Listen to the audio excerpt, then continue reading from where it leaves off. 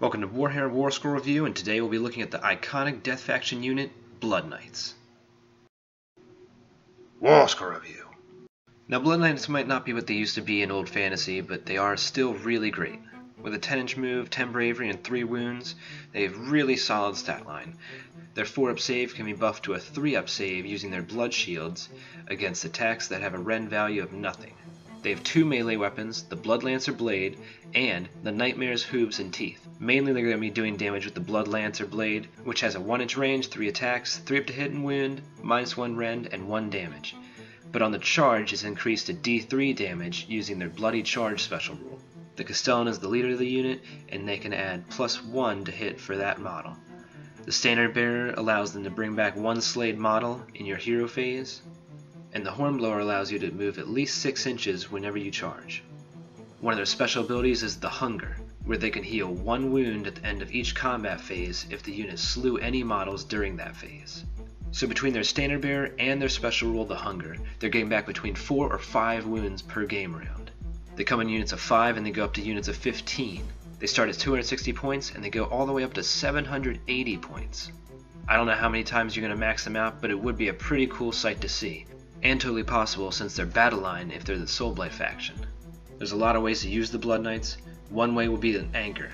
Versus the right opponents, they have a really great save, and they heal pretty well between their Standard Bearer and the Hunger. Since their move is 10 inches, they're great at flank or rear charging to get at those buffing characters or artillery. First and foremost, they're a damage dealer, and that's where they do best. It's good that they're so versatile because they're the Soulblight's only battle line option. Like any Death Warscroll, you're going to want the Deathless minions and even Ruler of the Night to make them that much more durable. Mystic Shield is a great spell to put on them, giving them up to a 2-up save. Another solid spell is Hellish Vigor from the Vampire Lord on Abyssal Terror, which would double their move to 20 inches, really ensuring that charge. The Vampire Lord on Zombie Dragon has a command ability that lets them reroll to hit, but I feel like the Vampire Lord on Foot's command ability is a little bit better, giving them +1 attack. It's the cheapest way to go, sticking within the Soulblight faction for Ruler of the Night. Some members of the von Karstein family have some valuable command abilities. Vlad von Karstein has one that gives them +1 to run, charge, or wound. A 2-up to wound is really awesome, while Count Manfred's command ability lets them reroll 1s to hit and wound, both really good. Just because I only talked about Soulblight characters doesn't mean Blood Knights don't fit into any Death Faction army. Though they are kind of a chunk of points, they're probably at least 10% of your army, so you're probably going to want to augment their abilities at least a little bit, even if it's just Mystic Shield.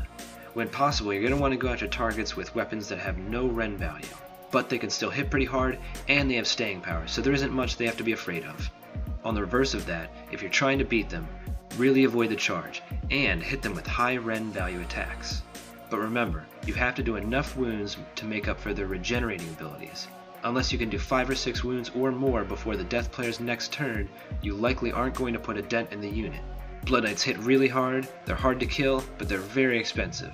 So they're going to get a 3 out of 5, but with just a small points adjustment, they'd easily go up to a 4.